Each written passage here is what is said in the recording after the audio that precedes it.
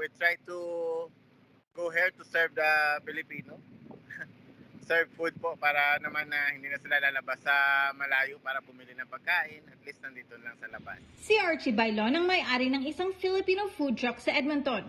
Kasama ang asawang si Tina, sumali sila sa outreach efforts na suportado ng Konsulado ng Pilipinas Huwebes para tulungan ang ilang Filipino evacuees na kasalukuyang nasa lugar matapos ang malalang wildfire sa Northwest Territories. First day nung 23rd, nung nagbigay kami ng noodles, ang pinak namin on that day, it's almost 400 and then naubos po yun.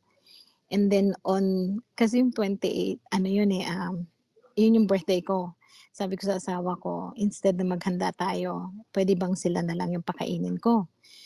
Nagpack ulit kami noon ng nasa 400 din. And then it's the same amount, yun din po yung naubos. Daan-daang boxes ng pagkain, pansit at ulam ang inihanda ng mag-asawa para sa evacuees.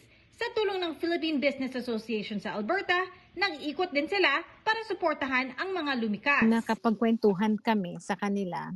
Yung iba sa kanila, they're quite scared sa situation nila doon. Pero sabi nila, they need to be strong kasi alam mo, nakita namin may mga mali pa silang bata. Parang alam mo nakakaiyak kasi nakita mo yung mga maliliit na bata na dala-dala nila.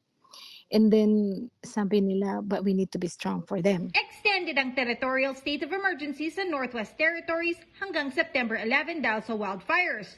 Kontrolado na raw ang sunog sa labas ng Yellowknife pero inaasang maapektuhan ng malakas na hangin ngayon weekend ang direksyon ng apoy. I know you're tired, but please stay out until it's safe to go home. Para naman sa mga Pilipinong lumikas dahil sa wildfires at nangangailangan ng suporta, makipag-ugnayan daw sa Philippine Government Assistance to Nationals hotline number.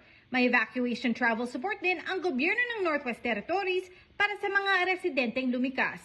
Teresa Barrera, Omni News, Vancouver.